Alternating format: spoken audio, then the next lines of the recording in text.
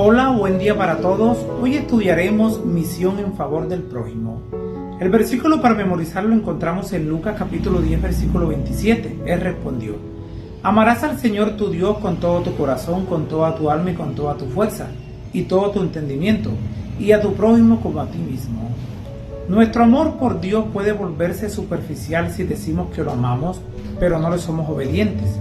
Amar a Dios requiere un compromiso total de nuestra parte, corazón, alma, cuerpo y mente, todos los días. Cualquiera puede decir que ama a Dios, sin embargo, llevarlo a la práctica requiere un esfuerzo consciente.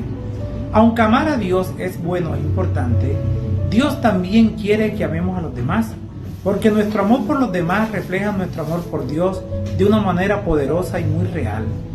Primera de Juan, capítulo 4, versículo 20 declara: si alguno dice yo amo a Dios y aborrezo a su hermano, es mentiroso, porque el que no ama a su hermano, a quien ve, ¿cómo puede amar a Dios a quien no ve? Pablo también expresa en Gálatas 5:14: toda la ley se cumple en este solo precepto: amarás a tu prójimo como a ti mismo. La gran pregunta: ¿quiénes somos? ¿Por qué estamos aquí? ¿Qué ocurre cuando morimos? ¿Cuál es nuestro destino final? Estas son en muchos aspectos las preguntas más importantes que pueden plantearse los seres humanos mortales, seres que no saben que son mortales. Los únicos seres que tienen conciencia de ellos son los seres humanos. Y en el Evangelio de Lucas, alguien se acerca a Jesús con la pregunta más crucial de todas. Por cierto, leamos Lucas capítulo 10, versículo 25. Y aquí un intérprete de la ley se levantó y dijo, para probarle: Maestro, ¿haciendo qué cosa heredaré la vida eterna?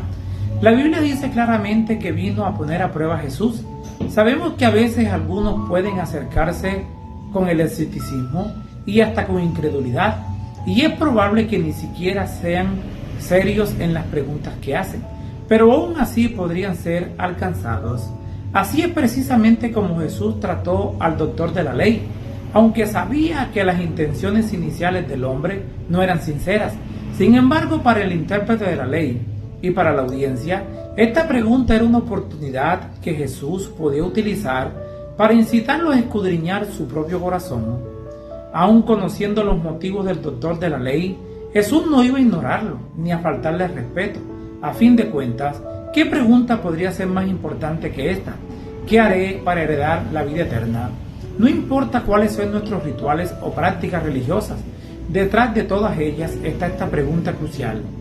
En contraste con esta, ¿qué puede importar más a seres cuya vida se describe como un vapor que aparece por poco tiempo y pronto se desvanece?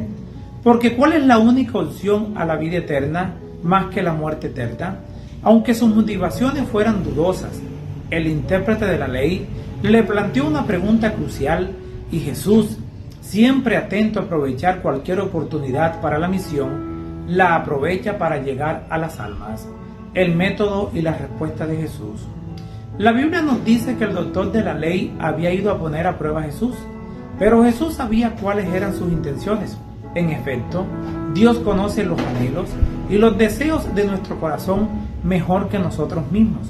Y por cierto, nosotros no conocemos el corazón ni los motivos de quienes nos interrogan. A veces hay gente de otras religiones que nos preguntan por nuestra fe. Por ejemplo, nuestros amigos musulmanes nos hacen preguntas relacionadas con la divinidad de Jesús, como en qué parte de la Biblia dijo Jesús que Él es Dios, o por qué dices que hay un solo Dios cuando hay tres personas en la Trinidad. Aun cuando parezcan preguntas provocadoras, la necesidad de Jesús puede ser auténtica y representar un profundo anhelo o vacío en quienes formulan las preguntas. No conocemos el corazón de ellos, pero tampoco es nuestra tarea. Simplemente tenemos que satisfacer las necesidades de los demás de la mejor manera posible, de lo mejor que nosotros podamos hacerlo, independientemente de sus razones más profundas. Leamos Hechos capítulo 17, versículo 11. Y estos eran más nobles que los que estaban en Tesalónica, pues recibieron la palabra con toda solicitud, escudriñando cada día las Escrituras para ver si estas cosas eran así. Jesús señaló un aspecto muy importante del aprendizaje. En lugar de limitarnos a escuchar lo que otros tienen que decirnos, Debemos leer las Escrituras, es decir, la palabra de Dios, por nuestra propia cuenta. Las respuestas ya están allí y el Espíritu Santo trabaja en nuestro corazón para inculcarnos lo que tenemos que hacer. Dios nos ha dado su palabra. En ella podemos encontrar toda la verdad que necesitamos saber con respecto a la manera en que debemos vivir, cómo debemos tratar a los demás y cómo podemos heredar la vida eterna. Claro, hay un papel para los maestros y los pastores, pero al final debemos ir a la Biblia en busca de las verdades que importan. Lámpara es para mis pies tu palabra y lumbrera a mi camino. Este versículo no es solo poesía, es una verdad sagrada que nos señala la palabra de Dios y su importancia para el creyente. Jesús, la palabra de Dios hecha carne, siempre conducía a la gente a la palabra escrita. Heredar la vida eterna. El maestro de la ley había hecho la pregunta y él mismo dio la respuesta. Amarás al Señor tu Dios con todo tu corazón y a tu prójimo como a ti mismo. Lucas capítulo 10 versículo 27. ¿Cuál fue la respuesta de Jesús? Ha respondido bien. Jesús lo desafió a hacer algo al respecto, diciéndole, haz esto y vivirás. Para la mayoría de los creyentes, dar las respuestas correctas relacionadas con la doctrina y la fe no es tan difícil. El desafío consiste en hacer lo que sabemos que es correcto y seguir lo que creemos. Hay muchos que, aunque saben lo suficiente para ser salvos, se perderán porque no obedecieron lo que conocían. Así de serio es ese asunto. El solo hecho de saber acerca de amar a Dios y a nuestro prójimo no es suficiente. Tenemos que ponerlo en práctica. Si amamos a Dios, leeremos su palabra, oraremos, guardaremos sus mandamientos y seremos obedientes a su voz con todo nuestro corazón. Si digo que amo a los demás, pero no me preocupo por ellos en la iglesia, o se ignoro las necesidades de los demás cuando puedo ayudar, ¿de qué sirve mi fe? El cristianismo no es únicamente un conjunto de creencias distintivas, es una forma de vida. Si un hermano o hermana están sin ropa y carecen de sustento diario, y alguno de ustedes les dice, vayan en paz, caliéntese y sáciense, y no les da lo necesario para el cuerpo, ¿de qué sirve? Amar a los demás como a uno mismo. Leamos Mateo capítulo 22 versículos 37 al 39. Jesús le dijo, amarás al Señor tu Dios con todo tu corazón y con toda tu alma y con toda tu mente. Este es el primero y grande mandamiento. Y el segundo es semejante, amarás a tu prójimo como a ti mismo. Jesús dejó en claro que la expresión cotidiana de la fe verdadera depende de estos dos mandamientos. Y Lucas capítulo 10, versículos 27 y 28, destaca que si una persona hace estas dos cosas, entonces tendrá vida eterna.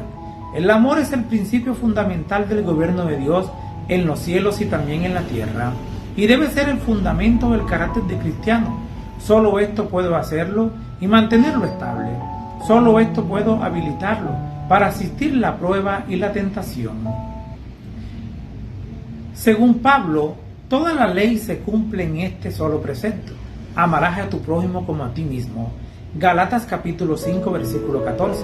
Para Pablo, el amor a Dios solo se puede ver en la práctica cuando ese amor se ejemplifica en la forma en que tratamos a los demás, aunque afirmó que el justo vivirá por la fe. Romanos capítulo 1 versículo 17. Vivir por la fe no es algo oculto, desconocido o que los demás no puedan ver. Pablo, Miqueas y Juan dejan en claro que las obras prácticas demuestran la realidad de la fe que proclamamos. En 1 Corintios capítulo 13, Pablo declara enérgicamente que si uno afirma tener gran conocimiento o hacer grandes obras o tener una gran fe o incluso entregar la vida, pero no tiene amor, entonces esa persona ha llegado a ser como bronce que resuena o címbalo que retiñe. La historia del buen samaritano hoy. Al elogiar al doctor de la ley por dar la respuesta correcta, Jesús le dijo, haz esto y vivirás. Lucas capítulo 10 versículo 28. Y así tocó el corazón del hombre. Dar todas las respuestas correctas era fácil para el intérprete, pero hacer esas cosas era un problema hace 2000 años y continúa siendo un problema para muchos de nosotros hoy. El doctor de la ley quería entrampar a Jesús y presumir de sus conocimientos, hizo una pregunta completamente. ¿Y quién es mi prójimo? Lucas capítulo 10, versículo 29. Es cierto que a veces los pastores, los ancianos y los miembros de la iglesia no ayudan a quienes lo necesitan. A veces las personas de otra fe pueden ser más amables con la gente de la comunidad que nosotros. Nosotros quizás hablamos de ser amables, pero tal vez haya otros que satisfagan las necesidades de las personas que nosotros no atendemos. Si nuestra fe tiene algún sentido, debemos tener la mano y ayudar a los necesitados. Jesús concluyó la historia del buen samaritano preguntando, ¿quién de los tres era realmente el prójimo de la persona que necesitaba ayuda? Así la pregunta, ¿quién es mi prójimo?, está para siempre contestada.